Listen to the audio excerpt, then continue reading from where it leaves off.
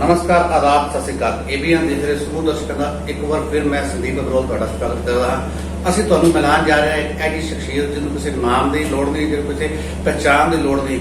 ਫਾਜ਼ਿਲਕਾ ਦੇ ਸਾਬਕਾ ਵਿਧਾਇਕ ਅਤੇ ਪੰਜਾਬ ਟਿਊਬਲ ਕਾਰਪੋਰੇਸ਼ਨ ਦੇ ਪੂਰਵ ਚੇਅਰਮੈਨ ਡਾਕਟਰ ਮਹਿੰਦਰ ਕੁਮਾਰ ਰਣਵਾ, ਜੋ ਕਿ ਫਾਜ਼ਿਲਕਾ ਆਵਾਜ਼ ਤੇ ਸ਼ੇਰੇ ਪੰਜਾਬ ਦੇ ਨਾਲ ਵੀ ਚੱਲ ਚੁੱਕੇ ਹਨ। ਅੱਜ ਉਹ ਕਾਂਗਰਸ ਛੱਡ ਕੇ ਅਕਾਲੀ ਦਲ ਦੇ ਵਿੱਚ ਜਨਰਲ ਸੈਕਟਰੀ ਦੇ ਰੂਪ ਵਿੱਚ ਕੰਮ ਕਰ ਰਹੇ ਹਨ ਤੇ ਅਬੋਹਰ ਹਲਕੇ ਵਿੱਚ ਕੰਮ ਕਰ ਰਹੇ ਹਨ। ਆਪਾਂ ਗੱਲ ਕਰਨ ਜਾ ਰਹੇ ਹਾਂ ਡਾਕਟਰ ਸਾਹਿਬ ਨਾਲ। ਡਾਕਟਰ ਸਾਹਿਬ ਨਮਸਕਾਰ। Thank you, welcome.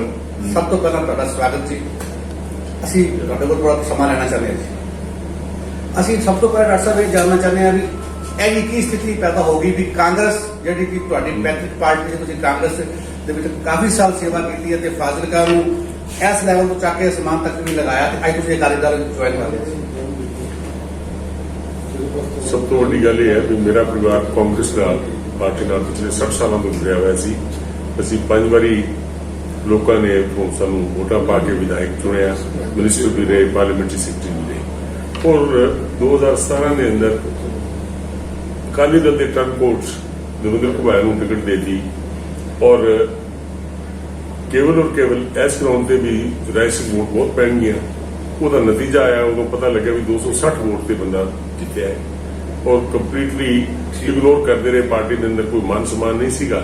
ਤਾਂ ਮੈਂ ਸੈਲਫ ਰਿਸਪੈਕਟ ਵਾਲਾ ਬੰਦਾ ਤੇ ਮੈਂ ਬਿਹਤਰ ਸਮਝਿਆ ਸਾਥੀਆਂ ਨਾਲ ਸਲਾਹ ਕਰਕੇ ਕਿ ਆਪਾਂ ਨੂੰ ਇੱਥੇ ਨਹੀਂ ਰਹਿਣਾ ਚਾਹੀਦਾ and that's why we joined Akali Dal. There was no only this alternative was there to join some political party. Sir, ਤੁਸੀਂ ਅਕਾਲੀ ਦਲ ਜੁਆਇਨ ਕੀਤਾ ਤੇ ਤੁਹਾਨੂੰ ਅਕਾਲੀ ਦਲ ਨੇ ਜਨਰਲ ਸੈਕਟਰੀ ਅਕਾਲੀ ਦਲ ਪੰਜਾਬ ਲਗਾਇਆ। ਹੁਣ ਤੁਸੀਂ ਅਬੋਹਰ ਹਲਕੇ ਦੇ ਅਕਾਲੀ ਦਲ ਦੇ ਵਿੱਚ ਕੰਮ ਕਰ ਰਹੇ ਹੋ ਤੇ ਅਬੋਹਰ ਹਲਕੇ ਤੁਹਾਨੂੰ ਕੰਮ ਕਰਦੇ ਹੋ ਕਿਹੜੀਆਂ ਮੁਸ਼ਕਲਾਂ ਲੋਕਾਂ ਦੀਆਂ ਵਿਖੀਆਂ ਜਾਂ ਸ਼ਹਿਰ ਵਿੱਚ ਵਿਖੀਆਂ ਵੀ ਜਿਹੜੀਆਂ ਤੁਸੀਂ ਜੇਕਰ ਅਕਾਲੀ ਦਲ ਦੀ ਸਰਕਾਰ ਬਣਦੀ ਹੈ ਤੁਹਾਨੂੰ ਟਿਕਟ ਦੇ ਕੇ ਵਿਧਾਇਕ ਬਣਦੇ ਤੁਸੀਂ ਪਹਿਲ ਦੇ ਆਧਾਰ ਤੇ ਹੱਲ ਕਰਾਓਗੇ ਜਾਂ ਜਿਹੜੇ ਕੰਮ ਹੋ ਰਹੇ ਨੇ ਉਹਨਾਂ ਵਿੱਚ ਕੀ ਹੋ ਰਿਹਾ ਤੇ ਕੀ ਨਹੀਂ ਹੋ ਰਿਹਾ? ਕਿਉਂਕਿ ਮੇਰੀ ਫਸਟ ਪ੍ਰਾਇੋਰਟੀ ਫਾਜ਼ਿਲਕਾ ਸੀ। ਫਾਜ਼ਿਲਕਾ ਮੇਰੀ ਕਰਮ ਭੂਮੀ ਹੈ, ਮੇਰੀ ਜਨਮ ਭੂਮੀ ਹੈ। ਲੇਕਿਨ ਜਦੋਂ ਮੈਂ ਪਾਰਟੀ ਅਕਾਲੀ ਦਲ ਜੁਆਇਨ ਕਰ ਲਿਆ ਅਨਕੰਡੀਸ਼ਨਲ, ਤਾਂ ਮੇਰੀ ਜ਼ਿੰਮੇਵਾਰੀ ਬਣਦੀ ਹੈ ਜੋ ਪਾਰਟੀ ਦਾ ਪ੍ਰਧਾਨ ਫੈਸਲਾ ਕਰੇ ਉਹਨੂੰ ਮੰਨੀਏ। ਔਰ ਉਸ ਕਰਕੇ ਉਹਨਾਂ ਨੇ ਮੈਨੂੰ ਕਿਹਾ ਵੀ ਤੁਸੀਂ ਅਬੋਹਰ ਹਲਕੇ ਦੇ ਅੰਦਰ ਆਪਣਾ ਕੰਮ ਸ਼ੁਰੂ ਕਰੋ। ਔਰ ਅਬੋਹਰ ਹਲਕੇ ਦੇ ਅੰਦਰ ਜਦੋਂ ਆ ਕੇ ਦੇਖਿਆ ਤੇ ਇੱਥੇ ਬਹੁਤ ਹੀ ਆਤੰਕ ਦਾ ਮਾਹੌਲ ਸੀਗਾ, ਜਿਹਨੂੰ ਅੰਗਰੇਜ਼ੀ 'ਚ ਆਰਮ ਟਵਿਸਟਿੰਗ ਕਹਿੰਦੇ ਆ। ਬਾਜੂ ਮਰੋੜ ਕੇ ਲੋਕਾਂ ਤੇ ਝੂਠੇ ਪਰਚੇ, ਠੀਕ ਹੈ ਕਿ ਨਹੀਂ, ਬਿਜ਼ਨਸ ਨੂੰ ਸਪਾਇਲ ਕਰਨਾ। ਜਿਹੜਾ ਲਿਸਟ ਬਹੁਤ ਲੰਬੀ ਹੈ। 2-4 ਗੱਲਾਂ ਮੈਂ ਜ਼ਰੂਰ ਕਹੂੰਗਾ। ਸ਼ਿਵਲਾਲ ਡੋਡਾ ਔਰ ਰਾਜੀਵ ਚੁੱਕ, ਇਹਨਾਂ ਨੇ ਕੋਈ ਕਲੋਨੀ ਬਣਾਈ ਹੈਗੀ ਔਰ ਇਹਨਾਂ ਦੇ ਰਾਜਨੀਤਿਕ ਪ੍ਰਤੀਦਵੰਦੀ ਵੀ ਰਿਹਾ 2012 ਦੇ ਅੰਦਰ। ਤਾਂ ਜਿੱਥੇ ਇਹਨੂੰ ਝੂਠੇ ਕੇਸ, ਜਿਹੜਾ ਮਤਲਬ ਮੈਂ ਨਹੀਂ ਕਹਿੰਦਾ I am nobody to decide, ਪਰਚਾ ਕੀਤਾ, ਉਸ ਤੇ 16 ਪਰਚੇ ਹੋਰ ਨੇ ਔਰ ਦੂਸਰੇ ਤੇ 11 ਪਰਚੇ। ਔਰ ਉਹਨਾਂ ਦੇ ਅੰਦਰ ਜਦੋਂ ਹੁਣ ਉਹਨਾਂ ਦੀ ਇੰਟਰਮ ਬੇਲ ਹੋਈ ਹੈ ਤੇ ਉਹ ਸਮਝਦੇ ਨੇ ਵੀ ਇਹ ਆ ਕੇ ਸਾਡੇ ਖਿਲਾਫ ਮਾਹੌਲ ਨਾ ਤਿਆਰ ਕਰਦੇ ਤੇ ਕੋਈ ਨਾ ਕੋਈ ਹਰ ਰੋਜ਼ ਨਵਾਂ ਝੂਠਾ ਬਣਾ ਦਿੰਦੇ ਨੇ ਤਾਂ ਕਿ ਉਹ ਜੇਲ੍ਹ ਤੋਂ ਪਰੋਲ ਤੇ ਜਾਂ ਇੰਟਰਮ ਬੇਲ ਤੇ ਬਾਹਰ ਨਾ ਆ ਸਕੇ। ਇਸੇ ਤਰੀਕੇ ਨਾਲ ਰਾਜੀਵ ਚੁਗ ਹੈਗਾ ਇੱਕ ਡਿਵੈਲਪਰ, ਮੇਰੇ ਨੂੰ 2-3 ਦਿਨ ਪਹਿਲਾਂ ਮਿਲ ਕੇ ਗਿਆ, ਉਸ ਤੇ 11 ਪਰਚੇ ਨੇ ਔਰ ਕੰਪਲੇਨੈਂਟ ਨੂੰ ਵੀ ਨਹੀਂ ਪਤਾ ਵੀ ਇਹ ਪਰਚੇ ਕਿਉਂ ਕਰਾਏ ਗਏ ਨੇ, ਕਿਉਂਕਿ ਉਹ ਸਾਰੇ ਝੂਠੇ ਨੇ, ਉਹਨਾਂ ਦਾ ਕੋਈ ਬੇਸਿਸ ਨਹੀਂ। ਇੱਕ ਐਸਾ ਹੀ ਫਰਾਡਸਟਰ ਕਹੂੰਗਾ, ਲੋਕਾਂ ਨੂੰ ਠੱਗਣ ਵਾਲਾ ਬੰਦਾ ਸੀ ਇੱਥੇ ਨੀਰਜ ਸਟੇਈ ਔਰ ਉਹਨੇ ਨੇਚਰ ਵੇ ਕੰਪਨੀ ਬਣਾਈ। ਅੱਜ ਉਹਦੇ ਖਿਲਾਫ ਵੀ ਬਹੁਤ ਪਰਚੇ ਨੇ ਲੇਕਿਨ ਅੱਜ ਕੱਲ ਉਹ ਸੁਨੀਲ ਜਾਖੜ ਦੇ ਸਰਕਸ਼ਨ 'ਚ ਹੈ। ਮੈਨੂੰ ਕਿਸੇ ਨੇ ਦੱਸਿਆ ਮੁਹਾਲੀ ਰਹਿ ਰਿਹਾ ਉਹ। ਔਰ ਤੁਸੀਂ ਭਲੀ ਭਾਂਤੀ ਜਾਣ ਸਕਦੇ ਹੋ ਵੀ ਉਹਨੂੰ ਉਹਨਾਂ ਦੇ ਨੇੜ ਤੇ ਕਿਉਂ ਰੱਖਿਆ, ਇੱਕ ਇਹਨਾਂ ਦੇ ਖਿਲਾਫ ਗਵਾਹੀ ਦੇਣ ਵਾਸਤੇ ਤੇ ਇੱਕ ਉਹਨੂੰ ਲੁੱਟਣ ਵਾਸਤੇ। ਸੋ ਦਿਸ ਇਜ਼ ਵੈਰੀ ਬੈਡ। ਰਾਜਨੀਤਿਕ ਵਿਚਾਰਧਾਰਾ ਨਾਲ ਬਹੁਤ ਸਾਰੇ ਲੋਕ ਮੇਰੇ ਵੀ ਖਿਲਾਫ ਨੇ। ਬੀਜੇਪੀ ਵੀ ਵੋਟ ਪਾਉਂਦੀ ਹੈ, ਇਸ ਤੋਂ ਪਹਿਲਾਂ CPI CPM ਆ। ਪਰ ਇਹ ਜਿਹੜਾ ਰਾਜਨੀਤਿਕ ਪ੍ਰਤੀਸ਼ੋਧ ਦੀ ਭਾਵਨਾ ਹੈ ਖਾਸ ਕਰਕੇ ਇੱਥੇ ਜਾਖੜ ਪਰਿਵਾਰ ਨੂੰ, ਇਹ ਬਹੁਤ ਗਲਤ ਗੱਲ ਹੈ। ਮੈਂ ਕੱਲ ਹੀ ਇੱਕ ਧਰਨੇ 'ਚ ਸ਼ਾਮਿਲ ਹੋਇਆ। ਕੁਝ ਲੋਕਾਂ ਨੇ ਜਿਹੜੇ ਇਹਨਾਂ ਦੀ ਸ਼ਹਿ ਤੇ ਉਹਨਾਂ ਨੇ ਜਿਹੜਾ ਨਹਿਰ ਦਾ ਮੋਗਾ ਸੀ ਆਊਟਲੈਟ ਉਹ ਤੋੜਤਾ ਔਰ ਪਰਚਾ ਦਿੰਦੇ ਹੈ ਬੇਲਦਾਰ ਔਰ ਮੇਟ ਤੇ। ਬੇਲਦਾਰ ਔਰ ਮੇਟ ਜਿਹੜੇ ਹੈ 4th ਕਲਾਸ EMPLOYE ਹੈ, ਉਹਨਾਂ ਦੀ ਕੋਈ ਤਾਕਤ ਨਹੀਂ ਵੀ ਉਹ ਜਾ ਕੇ ਛੇੜਛਾੜ ਕਰਕੇ ਕਰ ਦੇਣ। ਸੋ ਕੱਲ ਵੀ ਇਹੀ ਮੰਗ ਸੀਗੀ ਵੀ ਜਿਹੜਾ ਦੋਸ਼ੀ ਹੈ ਜਿਹਨੇ ਮੋਗਾ ਤੋੜਿਆ ਹੈ, ਕਿਉਂਕਿ ਇੱਕ ਦਿਨ ਪਹਿਲਾਂ ਸੰਦੀਪ ਜਾਖੜ ਉੱਥੇ ਜਾ ਕੇ ਕਹਿ ਕੇ ਆਇਆ ਸੀਗਾ, ਉਹਨਾਂ ਨੇ ਕਿਹਾ ਪਾਣੀ ਦੀ ਕਿਵੇਂ ਕਹਿੰਦੇ ਮੋਗਾ ਤੋੜ ਲਓ। ਪਰ ਇਸ ਤਰੀਕੇ ਦਾ ਜਿਹੜਾ ਲਾਅਲੈਸਨੈਸ ਕ੍ਰੀਏਟ ਕਰਨ ਵਾਸਤੇ ਇਹਨਾਂ ਦਾ ਇਸ ਪਰਿਵਾਰ ਦਾ ਹੱਥ ਰਿਹਾ ਹੈ। ਉਹ ਜਦੋਂ ਧਰਨਾ ਸ਼ਾਮ ਨੂੰ ਉਹਨਾਂ ਬੰਦਿਆਂ ਦੇ ਪਰਚਾ ਕੀਤਾ ਗਿਆ, ਉਹ ਸਸਪੈਂਡ ਕੀਤੇ ਗਏ 2 ਚਲੋ ਸੋ ਮੇਰਾ ਕਹਿਣ ਦਾ ਮਤਲਬ ਹੈ ਵੀ ਇਹਦੇ ਅੰਦਰ ਜਿਹੜੇ ਹਾਈ ਆਫੀਸ਼ੀਅਲਸ ਨੇ ਇਨਵੋਲਵਡ ਉਹਨਾਂ ਨੂੰ ਵੀ ਇਨਕੁਆਇਰੀ ਕਰਕੇ ਉਹਨਾਂ ਦੇ ਖਿਲਾਫ ਵੀ ਬਣਦੀ ਕਾਰਵਾਈ ਕੀਤੀ ਜਾਣੀ ਚਾਹੀਦੀ ਹੈ। ਅੱਜ ਡਾਕਟਰ ਸਾਹਿਬ ਤੁਸੀਂ ਦੱਸਿਆ ਵੀ ਮੈਂ ਕੱਲ ਧਰਨੇ ਵਿੱਚ ਗਿਆ, ਗੁਰਤੇਜ ਸਿੰਘ ਘੁੜਿਆਣਾ ਵੀ ਧਰਨੇ ਗਏ ਸੀ, ਉਹਨੂੰ ਯੂਨੀਅਨ ਵਾਲਿਆਂ ਨੇ ਉੱਥੋਂ ਭਜਾ ਦਿੱਤਾ ਸੀ ਗਏ। ਚਲੋ ਮੇਰਾ ਇਹ ਨਹੀਂ ਹੈ, ਤੁਸੀਂ ਉਹਨਾਂ ਤੋਂ ਪੁੱਛ ਸਕਦੇ ਹੋ ਸਵਾਲ, ਪਰ ਮੈਂ ਜਿਹੜਾ ਅਖਬਾਰਾਂ ਦੇ ਅੰਦਰ ਪੜਿਆ ਵੀ ਉਹਨਾਂ ਲੋਕਾਂ ਨੂੰ ਘੁੜਿਆਣਾ ਸਾਹਿਬ ਦੇ ਖਿਲਾਫ ਇਸ ਗੱਲ ਦਾ ਰੋਸ ਸੀ ਵੀ ਜਦੋਂ ਸੇਮ ਨਾਲੇ ਬਣਾਏ ਗਏ ਉਹ ਐਮਐਲਏ ਸੀ ਔਰ ਪਿਛਲੇ ਸਾਲ ਘੱਟੋ ਘੱਟ ਕਰੋੜਾਂ ਰੁਪਈਆ ਦਾ ਲੋਕਾਂ ਦਾ ਨੁਕਸਾਨ ਹੋਇਆ ਔਰ ਜਾਖੜ ਸਾਹਿਬ ਬੀਇੰਗ ਏ ਪ੍ਰੈਜ਼ੀਡੈਂਟ ਪ੍ਰਦੇਸ਼ ਕਾਂਗਰਸ 2-3 ਵਜ਼ੀਰਾਂ ਨੂੰ ਲੈ ਕੇ ਆਏ ਔਰ ਅਸ਼ੋਰ ਕਰਕੇ ਗਏ ਅਸੀਂ ਤੁਹਾਨੂੰ ਮੁਆਵਜ਼ਾ ਦੇਵਾਂਗੇ। ਪਿਛਲੇ ਸਾਲ ਉਹਨਾਂ ਦੀ ਸਾਰੀ ਫਸਲ ਖਰਾਬ ਹੋ ਗਈ, ਕਰੋੜਾਂ ਅਰਬਾਂ ਰੁਪਈਏ ਦਾ ਨੁਕਸਾਨ ਹੋਇਆ ਔਰ ਕੋਈ ਕੰਪਨਸੇਸ਼ਨ ਨਹੀਂ ਮਿਲਿਆ। ਇਸ ਕਰਕੇ ਕਿਸਾਨ ਆਪਦੀ ਥਾਂ ਤੇ ਜਸਟੀਫਾਈਡ ਸੀਗੇ। ਤੀਸਰੀ ਵੱਡੀ ਗੱਲ ਜਿਹੜੀ ਮੈਂ ਇਹ ਕਹਿਣ ਜਾ ਰਿਹਾ ਸੀ, 50 ਸਾਲ ਹੋ ਗਏ, ਅਗਲੇ ਸਾਲ ਪੂਰੇ 50 ਹੋ ਜਾਣਗੇ ਜਾਖੜ ਸਾਹਿਬ ਪਰਿਵਾਰ ਨੂੰ ਲੈਜਿਸਲੇਚਰਸ ਆਏ, ਉਹਨਾਂ ਨੂੰ ਲੋਕਾਂ ਨੇ ਐਮਐਲਏ ਵੀ 7 ਵਾਰੀ ਚੁਣਿਆ, 2 ਵਾਰੀ ਜਾਖੜ ਸਾਹਿਬ ਰਹੇ, 2 ਵਾਰੀ ਸੱਜਣ ਕੁਮਾਰ ਜੀ ਰਹੇ ਔਰ 3 ਵਾਰੀ ਸੁਨੀਲ ਕੁਮਾਰ ਜੀ ਰਹੇ ਔਰ ਤਿੰਨਾਂ ਕੋਲੇ ਮਹਿਕਮਾ ਰਿਹਾ ਇਰੀਗੇਸ਼ਨ ਦਾ, ਇਰੀਗੇਸ਼ਨ ਮਿਨਿਸਟਰ ਰਹੇ ਔਰ ਲੋਕਾਂ ਦੀ ਜਿਹੜੀ ਪਿਆਸ ਸੀ ਉਹਨੂੰ ਨਹੀਂ ਬੁਝਾ ਸਕੇ। ਅੱਜ ਵੀ ਜਿਹੜੀ 50 ਸਾਲ ਪਹਿਲਾਂ ਦਿੱਕਤ ਸੀ ਉਹ ਅੱਜ ਉਵੇਂ ਵਿਕਰਾਲ ਰੂਪ ਧਾਰਨ ਕਰੀ ਬੈਠੀ ਹੈ। ਜਿੰਨੇ ਪਿੰਡ ਨੇ ਗੁਮਜਾਲ ਤੋਂ ਸ਼ੁਰੂ ਹੋ ਜਾਓ, ਗੁਮਜਾਲ, ਪੰਨੀਵਾਲਾ, ਚਾਰਕੀ, ਭੰਗਰ, ਕਲਰ ਖੇੜਾ, ਤੂਤਾ, ਪੰਜਾਬਾ, ਅਸਮਾਨ ਖੇੜਾ, ਸਾਰੇ ਪਿੰਡਾਂ 'ਚ ਜੰਡ ਵਾਲੇ ਤੱਕ ਉੱਥੇ ਲੋਕਾਂ ਨੂੰ ਜਿਹੜਾ ਉਹਨਾਂ ਦਾ ਹੱਕ ਉਹ ਨਹੀਂ ਮਿਲਦਾ। ਕਿਉਂਕਿ ਮੈਨੂੰ ਤਾਂ ਸਮਝ ਨਹੀਂ ਆਉਂਦੀ ਜਾਖੜ ਸਾਹਿਬ ਦਾ ਜੇ ਅੱਜ ਵੀ ਜਾ ਕੇ ਮੋਗੇ ਚੈੱਕ ਕਰ ਲਓ, ਬਾਗ ਦੀ ਡਬਲ ਵਾਰੀ ਲਾ ਰਹੇ ਨੇ ਔਰ ਸਭ ਤੋਂ ਫਾਲਤੂ ਪਾਣੀ ਲੈ ਰਹੇ ਨੇ। ਇਹ ਕਾਨੂੰਨ ਉਹਨਾਂ ਵਾਸਤੇ ਨਹੀਂ ਹੈਗਾ। ਉਹ ਵਿਚਾਰੇ ਕਿਸਾਨ ਜਿਹੜੇ ਹੈਗੇ ਬਰਬਾਦ ਹੋ ਗਏ ਔਰ ਅੱਜ ਉਹਨਾਂ ਨੂੰ ਸੜਕਾਂ ਤੇ ਧਰਨਾ ਲਾਣਾ ਪਿਆ। ਤੀਸਰੀ ਗੱਲ ਸੀਗੀ ਸ਼ਹਿਰ ਦੇ ਅੰਦਰ ਵੀ ਬਹੁਤ ਸਾਰੀਆਂ ਗੱਲਾਂ ਨੇ। ਮੈਂ ਤਾਂ ਦੱਸਾਂ ਨਾ ਵੀ ਇੱਥੇ ਅੱਜ ਸਹਿਮ ਦਾ ਮਾਹੌਲ ਹੈ। ਜਿਹੜੇ ਬੰਦੇ ਨੇ ਕੋਈ ਆਵਾਜ਼ ਉਠਾਈ ਉਸ ਤੇ ਝੂਠਾ ਪਰਚਾ, ਉਸ ਦੇ ਬਿਜ਼ਨਸ 'ਚ ਨੁਕਸਾਨ ਕਰਨ ਦੀ ਕੋਸ਼ਿਸ਼ ਕੀਤੀ ਗਈ। ਇਸ ਤੋਂ ਵੱਡੀ ਉਹ ਕੋਈ ਲੰਬੀ ਚੌੜੀ ਉਦਾਹਰਨ ਨਹੀਂ ਮਿਲ ਸਕਦੀ। ਸਰਕਲ ਰੋਡ ਹੈ, ਕੋਈ ਬਿਜ਼ਨਸਮੈਨ ਹੈ, ਉੱਥੇ 4 ਨੰਬਰ ਬ੍ਰੋਕੇਟ ਲਾਇਆ ਹੋਇਆ ਹੈ, 9 ਨੰਬਰ ਚ ਲਾਇਆ ਹੋਇਆ ਹੈ, 12 ਨੰਬਰ ਚ ਹੈ, 8 ਨੰਬਰ ਚ ਹੈ। ਜੇ ਬੰਦੇ ਨੇ ਨੇੜੇ ਦੇ ਕਿਸੇ ਬੈਂਕ 'ਚ ਜਾਂ ਹੋਰ ਕਿਸੇ ਦੁਕਾਨ ਤੇ ਕੰਮ ਕਰਨਾ ਜਾਵੇ ਤੇ ਉਹਨੂੰ ਬਹੁਤ ਲੰਬਾ ਅੱਧਾ ਕਿਲੋਮੀਟਰ ਸਫ਼ਰ ਕਰਨਾ ਪੈਂਦਾ ਹੈ। ਔਰ ਕੱਲ ਹੀ ਮੈਨੂੰ ਕਿਸੇ ਨੇ ਦੱਸਿਆ ਵੀ ਪੁਰਾਣੀ ਮੰਡੀ ਹੈ, ਅਬੋਹਰ ਮੰਡੀ ਬਹੁਤ ਪੁਰਾਣੀ ਮੰਡੀ ਹੈ, ਉੱਥੇ 1 ਨੰਬਰ ਔਰ 2 ਨੰਬਰ ਮੰਡੀਆਂ ਸੀ। ਉੱਥੇ ਲੋਕਾਂ ਦੀਆਂ ਜਿਹੜੀਆਂ ਐਨਕਰੋਚਮੈਂਟ ਕਿਸੇ ਨੇ ਸ਼ੈੱਡ ਬਣਾਏ ਸੀ ਹਟਾਏ ਜਾ ਰਹੇ ਨੇ। ਇਹ ਆਲਰੇਡੀ ਜਿਹੜੀ ਹੈ ਲੋਕ ਪੈਂਡੈਮਿਕ ਕਰਕੇ ਇੰਨਾ ਵੱਡਾ ਨੁਕਸਾਨ ਹੋਇਆ ਹੈ ਔਰ ਉਹਨਾਂ ਦੀ ਰੋਟੀ ਰੋਜ਼ੀ ਚੱਲਣ 'ਚ ਮੁਸ਼ਕਿਲ ਹੋਈ ਹੈ ਤੇ ਅੱਜ ਉਹਨਾਂ ਦੁਕਾਨਦਾਰਾਂ ਨੂੰ, ਬਿਜ਼ਨਸਮੈਨ ਨੂੰ ਐਡਾ ਵੱਡਾ ਧੱਕਾ ਕਰ ਰਹੇ ਹੈ, ਕਹਿ ਰਹੇ ਜੀ ਬਿਊਟੀਫਿਕੇਸ਼ਨ ਕਰ ਰਹੇ ਆ ਸ਼ਹਿਰ ਦੀ। ਔਰ ਤੁਸੀਂ ਸਾਰਿਆਂ ਨੇ ਦੇਖਿਆ ਵੀ ਜਿਹੜੇ ਸਭ ਤੋਂ ਮਾੜੇ ਸ਼ਹਿਰ ਸੀ ਉਹ ਦਾ 3ਰਾ ਨੰਬਰ ਸੀਗਾ ਉਹਦੇ ਪੂਰੇ ਹਿੰਦੁਸਤਾਨ ਦੇ ਅੰਦਰ। ਅੱਜ ਇਹਨਾਂ ਨੂੰ ਯਾਦ ਆ ਗਿਆ ਵੀ ਇਹਨਾਂ ਨੂੰ ਸੁੰਦਰ ਬਣਾਈਏ। ਪਰ ਸਭ ਤੋਂ ਵੱਡੀ ਜ਼ਰੂਰਤ ਹੈ ਲੋਕਾਂ ਨੂੰ ਬੇਸਿਕ ਕਮਿਊਨਿਟੀਜ਼ ਪ੍ਰੋਵਾਈਡ ਕਰੀਏ, ਡਰਿੰਕਿੰਗ ਵਾਟਰ ਮਿਲੇ ਲੋਕਾਂ ਨੂੰ, ਸਾਫ਼ ਸਫਾਈ ਦੀ ਵਿਵਸਥਾ ਹੋਵੇ ਔਰ ਲਾਅ ਆਰਡਰ ਜਿਹੜੀ ਹੈ, ਕਿਉਂਕਿ ਫੰਡਾਮੈਂਟਲ ਰਾਈਟ ਹੈ ਹਰ ਆਦਮੀ ਦਾ ਵੀ ਉਹਨੂੰ ਜਾਨ ਤੇ ਮਾਲ ਦੀ ਸੁਰੱਖਿਆ ਸਰਕਾਰ ਨੇ ਦੇਣੀ ਹੈ। ਲੇਕਿਨ ਇੱਥੇ ਮੇਰਾ ਖਿਆਲ ਹੈ ਕਾਨੂੰਨ ਦਾ ਰਾਜ ਦਾ ਚਿੱਕੇ ਤੇ ਟੰਗਿਆ ਹੋਇਆ ਹੈ ਔਰ ਕੋਈ ਪਰਵਾਹ ਨਹੀਂ ਮੰਨ ਰਿਹਾ। ਨਈ ਸੜਕ ਹੈ ਇੱਥੇ, ਉਸ ਤੇ ਪਹਿਲਾਂ ਕਹਿੰਦੇ ਸੀ ਅਸੀਂ ਕਬਜ਼ਾ ਹਟਾਤਾ, ਕੋਈ ਮਿਸਟਰ ਸੰਧੂ ਹੈ ਇਸ ਤੋਂ ਰਹਿਣ ਵਾਲਾ, ਹੁਣ ਉਹਨੂੰ ਕੋਰਟ ਆਰਡਰ ਤੋਂ ਉਹਦੀ ਜਿਹੜੀ ਜਾਇਦਾਦ ਹੈ ਉਹ ਵਾਪਸ ਕੀਤੀ ਗਈ ਹੈ। ਤੇ ਜੇ ਪਿੰਡਾਂ 'ਚ ਦੀ ਗੱਲ ਕਰ ਲਈਏ, ਮੈਂ ਇੱਕ ਦਿਨ ਹਰੀਪੁਰੇ ਪਿੰਡ 'ਚ ਗਿਆ ਔਰ ਉੱਥੇ 2.5 ਕਰੋੜ ਰੁਪਏ ਗਵਰਨਮੈਂਟ ਆਫ ਇੰਡੀਆ ਨੇ, ਗੁਰਦੁਆਰਾ ਸਾਹਿਬ ਹੈ ਉੱਥੇ, ਬਹੁਤ ਵੱਡਾ ਇਤਿਹਾਸਿਕ ਗੁਰਦੁਆਰਾ ਹੈ ਔਰ ਉੱਥੇ ਗੁਰੂ ਨਾਨਕ ਦੇਵ ਜੀ ਦੀ ਛੋਹ ਹੋਈ ਹੈ, ਪ੍ਰਾਪਤ ਹੈ ਉਹ, ਉੱਥੇ 2.5 ਕਰੋੜ ਰੁਪਏ ਦਿੱਤਾ। ਪਿੰਡ ਦੇ ਮੈਂ ਸਰਪੰਚ ਨੂੰ ਮਿਲਿਆ, ਉਸ ਨੂੰ ਪਾਸੇ ਲਾ ਕੇ ਤੇ ਐਡਮਿਨਿਸਟ੍ਰੇਟਰ ਲਾ ਰੱਖਿਆ ਹੈ। ਉਹ 1.5 ਕਰੋੜ ਰੁਪਇਆ ਪਿੰਡ ਦੀ ਆਪਦੀ ਪੰਚਾਇਤ ਦੀ ਆਮਦਨ ਹੈ, 105 ਏਕੜ ਹੈ ਔਰ ਜਿਹੜੀ ਹੈ ਮਨਰੇਗਾ ਦੇ ਅੰਡਰ ਵੀ 1.5 ਕਰੋੜ ਰੁਪਏ ਦੀ ਗ੍ਰਾਂਟ ਆਈ ਹੈ। ਔਰ ਜਦੋਂ ਮੈਂ ਗੁਰਦੁਆਰਾ ਸਾਹਿਬ ਮੱਥਾ ਟੇਕਣ ਗਿਆ ਤੇ ਮੈਂ ਪੁੱਛ ਲਿਆ ਵੀ ਹਾਂ ਕੀ ਕੁਝ ਹੋਇਆ ਤੇ ਉਹ ਕਹਿੰਦੇ ਜੀ 2 ਕਮਰੇ ਬਣਾਏ ਨੇ ਤੇ ਸਟੇਡੀਅਮ ਦੀ ਸੀਟੀਆਂ ਬਣਾਈਆਂ। ਇਹ ਬਹੁਤ ਵੱਡਾ ਘਪਲਾ ਹੈ। ਇੱਕ ਇਲੈਕਟਡ ਸਰਪੰਚ ਨੂੰ ਪਾਸੇ ਕਰਕੇ ਔਰ ਸਾਰਾ ਪੈਸਾ ਉਹਦਾ ਹੈ, ਐਮਬੈਜ਼ਲਮੈਂਟ ਕੀਤੀ ਹੈ। ਸਰਕਾਰੀ ਜਿਹੜਾ ਮੁਲਾਜ਼ਮ ਹੁੰਦਾ ਸੈਕਟਰੀ, ਸਭ ਤੋਂ ਛੋਟਾ ਮੁਲਾਜ਼ਮ ਪੰਚਾਇਤ ਦਾ ਪੰਚਾਇਤ ਸੈਕਟਰੀ ਹੈ, ਚਾਹੇ BDO ਹੈ ਔਰ ਚਾਹੇ ਪੋਲੀਟੀਕਲ ਹੈਂਚਮੈਨ ਨੇ। ਇਹ ਤਾਂ ਮੈਂ ਤੁਹਾਨੂੰ ਇੱਕ ਪਿੰਡ ਦੀ ਜਿਹੜੀ ਹੈ ਉਦਾਹਰਨ ਦੇ ਰਿਹਾ। ਜੇ ਸਾਰਿਆਂ ਦਾ ਕਰਾਂਗੇ ਬਹੁਤ ਵੱਡਾ ਇਹ ਸਕੈਮ ਨਿਕਲੂਗਾ। ਪੂਰ ਕੁਆਲਿਟੀ ਦੀ ਟਾਈਲਸ ਲਾ ਰਹੀਆਂ ਨੇ। ਇਹਨਾਂ ਦੇ ਦੋ ਬੈਂਕ ਦੇ EMPLOYE ਨੇ, ਇੱਕ ਦਾ ਨਾਂ ਹੈ ਰਾਜੂ ਸਤਾਰ, ਇੱਕ ਦਾ ਨਾਂ ਹੈ ਰਾਜੂ ਨੈਣ। ਉਹ ਦੋਨੇ ਬੈਂਕ ਦੇ ਮੁਲਾਜ਼ਮ ਨੇ, ਕੋਆਪਰੇਟਿਵ ਬੈਂਕ ਔਰ ਲੈਂਡ ਮੋਰਗੇਜ ਬੈਂਕ ਦੇ, ਔਰ ਇਹਨਾਂ ਦੇ ਕਰੇ ਐਜ਼ ਏ PA ਕੰਮ ਕਰ ਰਹੇ ਨੇ। ਔਰ ਦੋਨਾਂ ਦੀ ਜਿਹੜੀ ਹੈਗੀ ਟਾਈਲਾਂ ਦੀ ਇੰਟਰਲੋਕਿੰਗ ਟਾਈਲਾਂ ਦੀ ਫੈਕਟਰੀ ਹੈ, ਉੱਥੋਂ ਸਿੱਧਾ ਸਮਾਨ ਇੱਥੇ ਜਾਂਦਾ ਹੈਗਾ।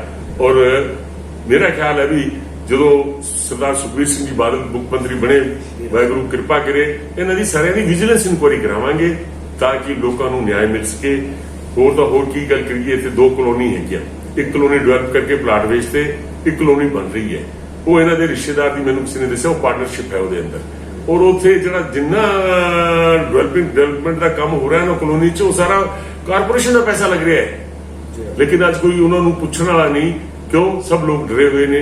ਲੇਕਿਨ ਮੈਨੂੰ ਇਸ ਗੱਲ ਦਾ ਵਿਸ਼ਵਾਸ ਹੈ, ਆਉਣ ਵਾਲੇ 2-3 ਮਹੀਨਿਆਂ ਦੇ ਅੰਦਰ ਜਦੋਂ ਡੇਟ ਅਨਾਉਂਸ ਹੋ ਜੂਗੀ, ਲੋਕ ਖੁੱਲ ਕੇ ਇਹਨਾਂ ਦੇ ਵਿਰੋਧ 'ਚ ਆਉਣਗੇ ਔਰ ਆਪਣਾ ਫਤਵਾ ਦੇਣਗੇ।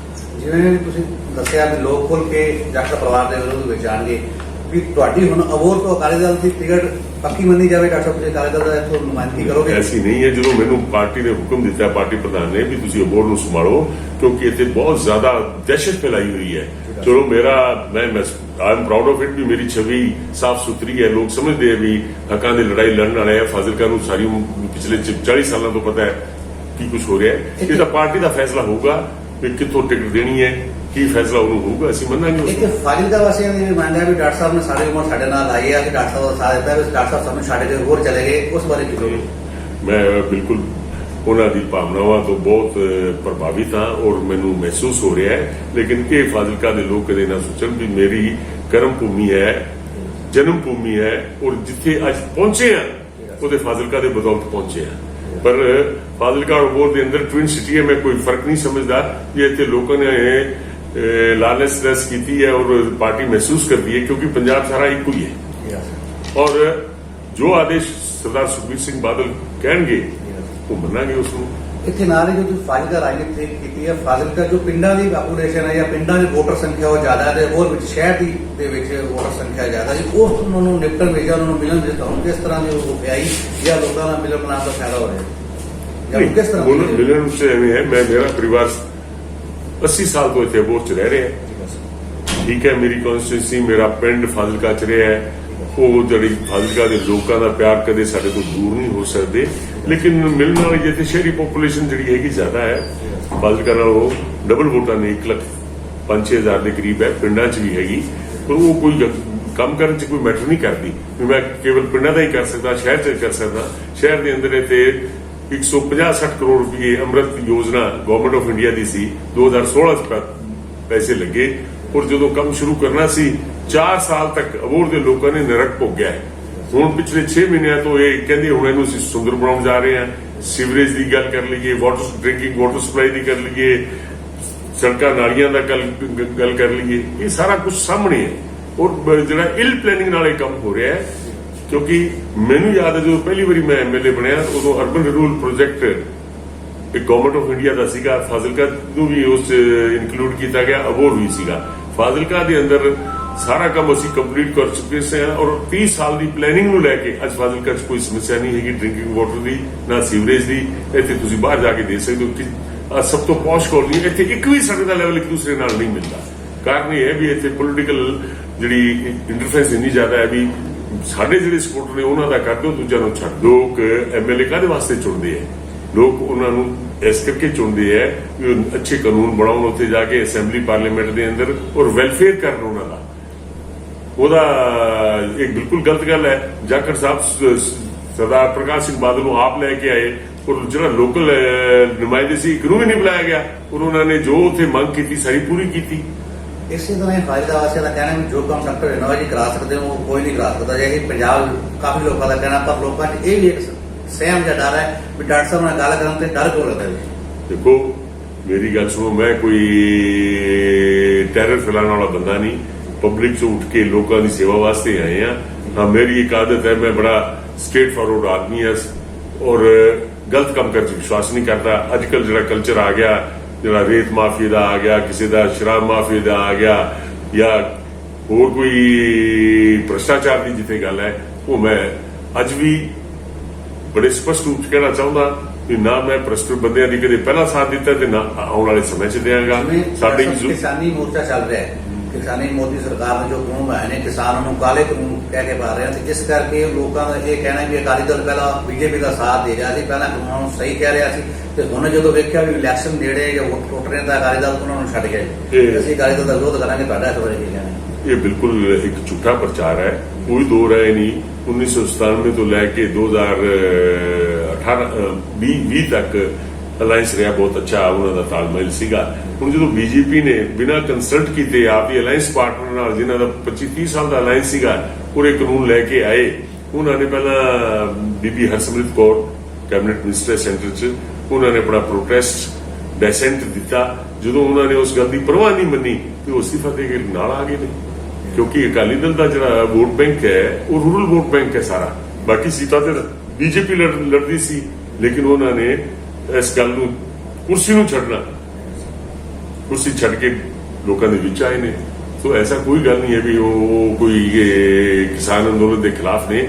ਅੱਜ ਵੀ ਅਸੀਂ ਕਹਿੰਦੇ ਹਾਂ ਕਿਸਾਨ ਜਿਹੜਾ ਹੈ ਪੰਜਾਬ ਦਾ ਉਹ ਅੰਦਾਤਾ ਜਿਹੜਾ ਕੁਹਾਇਆ ਜਾਂਦਾ ਹੈ। 1965 ਦੇ ਅੰਦਰ ਗ੍ਰੀਨ ਰਿਵੋਲੂਸ਼ਨ ਜਦੋਂ ਲਾਲ ਬਹਾਦਰ ਸ਼ਾਸਤਰੀ ਜੀ ਨੇ ਜਦੋਂ ਆਹਵਾਨ ਕੀਤਾ ਜੈ ਕਿਸਾਨ, ਅਸੀਂ ਬਾਹਰੋਂ ਜਿਹੜੀ ਹੈ ਇੰਪੋਰਟ ਕਰਕੇ ਕਣਕ ਮੰਗਾਉਂਦੇ ਸੀ, ਠੀਕ ਹੈ ਕਿ ਨਹੀਂ। ਔਰ ਉਹਦੇ ਬਾਅਦ ਇੰਨੀ ਕਣਕ ਪੈਦਾ ਕਰਤੀ ਵੀ ਅੱਜ ਕਣਕ ਜਿਹੜੀ ਹੈ ਗੋਦਾਮਾਂ 'ਚ ਸੜ ਰਹੀ ਹੈ ਔਰ ਉਹਨੂੰ ਚੱਕਣ ਵਾਲਾ ਨਹੀਂ ਹੈਗਾ।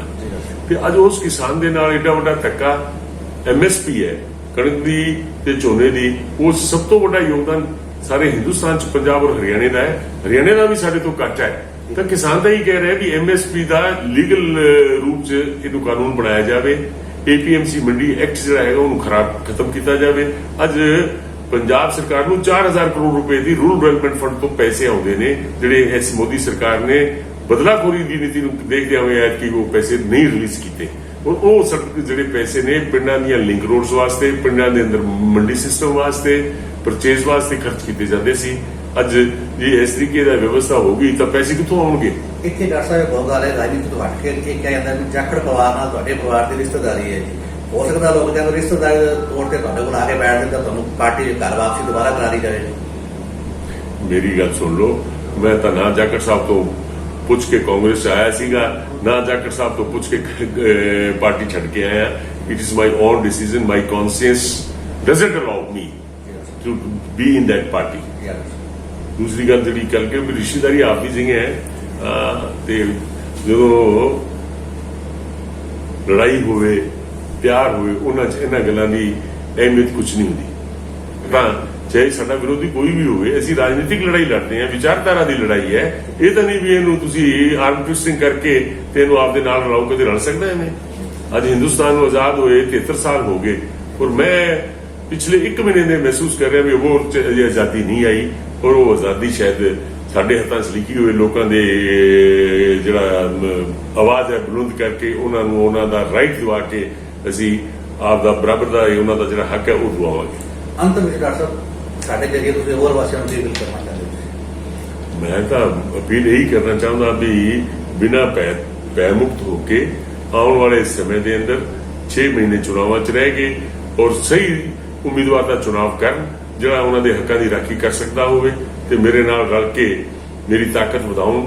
1 ਤੇ 11 ਹੁੰਦੇ ਆ ਤਾਂ ਕਿ ਇਸ ਜਿਹੜੀਆਂ ਕਮੀਆਂ ਰਹੀਆਂ ਨੇ ਪਿਛਲੇ 50 ਸਾਲਾਂ 'ਚ ਜਿਹੜੀਆਂ ਇਹਨਾਂ ਨੇ ਸੰਤਾਪ ਹੋ ਗਿਆ ਉਹਨੂੰ ਅਸੀਂ दूर कर सकिए। Thank you. Okay. ABN news channel देखने वाले सभी दर्शकों से हम अपील करते हैं कि ABN न्यूज चैनल पर ऐसी लेटेस्ट खबरें देखने के लिए हमारे चैनल को सब्सक्राइब करना ना भूलें। जय हिंद, जय भारत।